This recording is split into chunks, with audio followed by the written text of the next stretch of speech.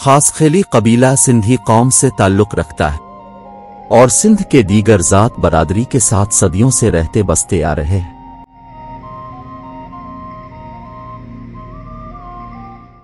ये सिंधी हुक्मरानों के दरबार में खास दर्जा पर फाइज होने के बाइस खासखेली के लक़ब व नाम से मंसूब हुए।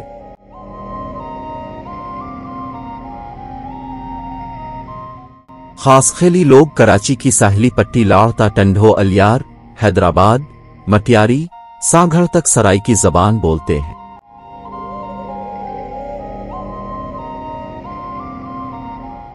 जबकि जुनूबी पंजाब में खासखेली सराइकी और बलूचिस्तान में सिंधी का लासी लहजा बोलते हैं।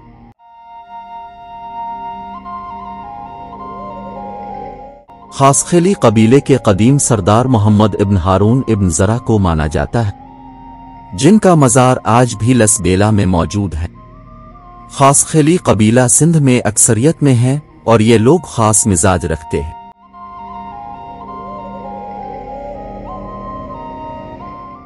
चंद तारीख दान जिनमें मौलाई शेदाई, बच्चल नौमोड़ी, डॉक्टर नबी बख्श बलोच, अकबर राना व दीगर जफर अली, इरशाद अली, गुलाम अली मरी मौर्रिखीन ने बताया है कि खासखेली मशरिक वस्ती और जुनूबी एशिया के हुक्मरान और उनके मददगार भी रहे हैं और उन्होंने जंग कादसिया में भी हिस्सा लिया था।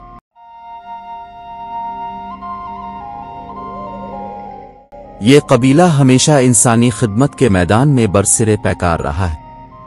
मोहम्मद बिन कासिम की फौज में भी बलोच कबाइल के साथ 3000 खासखेली नौजवान साथ थे, जबकि इससे पहले भी खासखेली जवान राजा दाहर की फौज का हिस्सा रहे थे।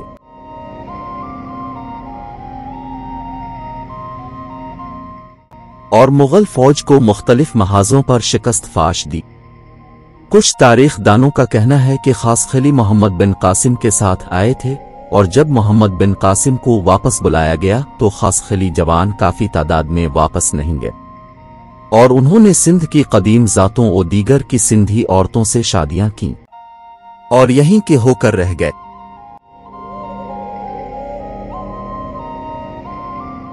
इस वक्त खासखेली कराची, दादो, सांघड़, जामशोरो, ठट्ठा, सजावल, बदीन और खैरपुर में काफी तादाद में रहते हैं। सिंध के अलावा उनकी बड़ी तादाद पंजाब, बलूचिस्तान में भी रहती है।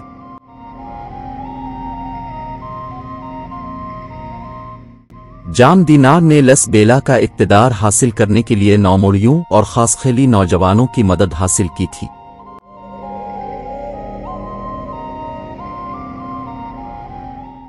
तारीख का अगर बारीक बीनी से मुताला किया जाए तो हिंदुस्तान के हाकिम सुल्तान बलूल सरदार सिखा खासखेली, हमीद खासखेली हिसार और फेरोजपुर वाले की आपस में रिश्तेदारियां थी। मिर्जा जानी बेग, मियां गुलाम शाह, मिर्जा हसन के दौर में दस्त बदस्त जंग में खासखेली दीगर सिंधी कबाइल के साथ मिलकर सिंध के दुश्मन से लड़े।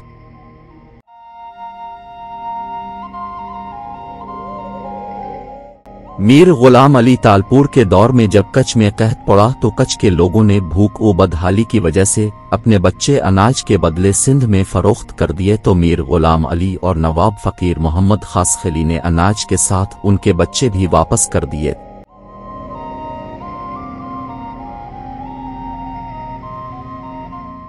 (1896 ईस्वी में अंग्रेजों के खिलाफ और तहरीक का मरकज मक्खी का बेला था। पीर साहिब पागारू ने जो 12 अफराद पर मुश्तमिल टीम बनाई थी, इसके कमांडर बच्चू खासखेली थे। उन्होंने अपनी बहादुरी से अंग्रेजों के दांत खट्टे कर दिए और जब हुर हमला करते तो पुलिस सरकार थाने छोड़कर भाग जाते थे। आखिरकार बच्चू बादशाह के वालिद वरआम फकीर और वालिदा सईदा की गिरफ्तारी के बाद बच्चू बादशाह ने खुद ही अपनी गिरफ्तारी पेश की। खुद मलिका विक्टोरिया ने कहा कि बच्चू खासखेली अज दी ग्रेट उम्पुरियर ऑफ दी मक्खी है।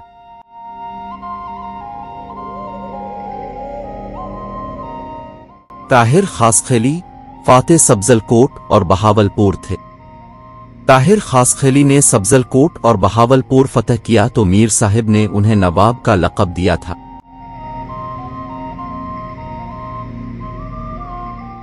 वीडियो को लाइक और शेयर करें और चैनल को सब्सक्राइब करें।